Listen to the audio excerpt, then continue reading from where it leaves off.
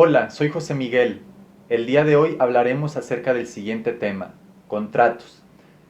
En videos previos, al hablar de las fuentes de las obligaciones, ya me había referido al tema de los contratos y aludimos a diversas clasificaciones de los mismos. Hoy reiteraré algunos de los puntos más importantes acerca de los contratos. Básicamente me gustaría insistir en las siguientes clasificaciones: contratos traslativos de dominio o de propiedad, contratos traslativos de uso, contratos de garantía.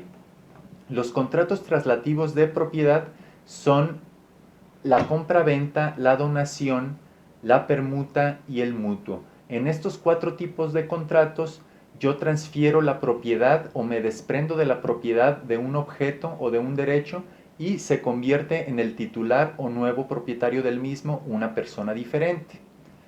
En este sentido, el contrato de compraventa se define como acuerdo de voluntades por medio del cual uno de los contratantes, llamado vendedor, se obliga a transferir la propiedad de una cosa o de un derecho, y por su parte el otro contratante, llamado comprador, se obliga a pagar por ellos un precio cierto y en dinero.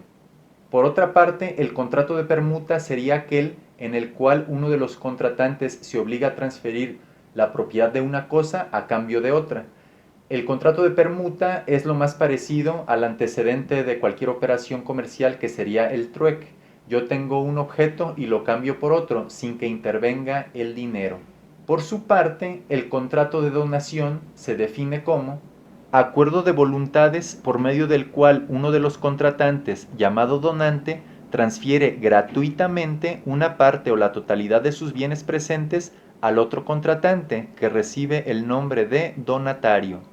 Por último, el contrato de mutuo sería el contrato traslativo de dominio por medio del cual uno de los contratantes, denominado mutuante, se obliga a transferir la propiedad de una suma de dinero o de otros bienes fungibles al otro contratante, que se denomina mutuario, quien se obliga a devolver otro tanto de la misma calidad, cantidad y especie.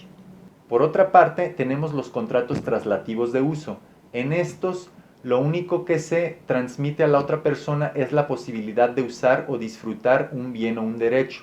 Los ejemplos característicos son el comodato y el arrendamiento. El contrato de comodato se define como el acuerdo de voluntades por el cual uno de los contratantes, llamado comodante, se obliga a conceder gratuitamente el uso de una cosa no fungible, y el otro contratante, llamado comodatario, se obliga a restituirla o devolverla individualmente. Por su parte, el contrato de arrendamiento sería el contrato traslativo de uso por medio del cual uno de los contratantes, llamado arrendador, se obliga a conceder el uso o goce temporal de una cosa, y el otro contratante, llamado arrendatario, se obliga a pagar por ese uso un precio cierto.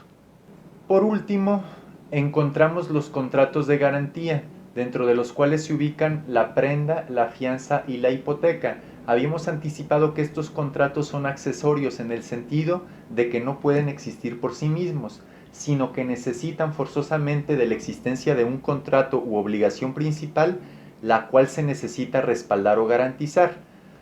Por tanto, de manera básica podemos distinguirlos de la siguiente manera. En el contrato de hipoteca se garantiza la obligación principal con un inmueble, en la prenda con un bien mueble y en la fianza simplemente con el compromiso personal de la persona que recibe el nombre de fiador.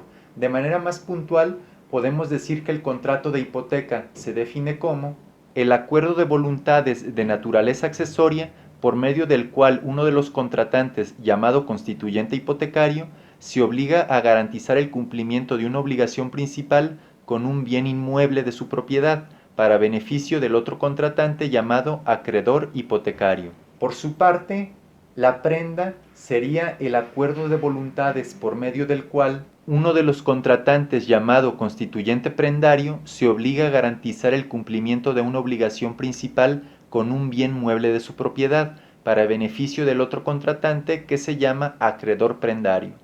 Por último, la fianza sería el contrato de garantía de naturaleza accesoria, por medio del cual uno de los contratantes, llamado fiador, se compromete personalmente con el acreedor de una obligación principal a pagar por el deudor, llamado fiado, si éste no lo hace.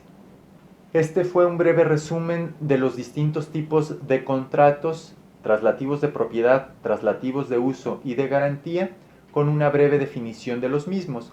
No obstante, no olvidemos que existen otros tipos de contratos, como los asociativos o de fin común, que básicamente en materia civil se clasificarían en asociación civil y sociedad civil, siendo que en la asociación civil no existen fines preponderantemente económicos, sino solo fines culturales, altruistas, ecológicos, políticos, entre otros, y en la sociedad civil sí habría la intención de obtener algún beneficio económico por la prestación de algún servicio personal independiente.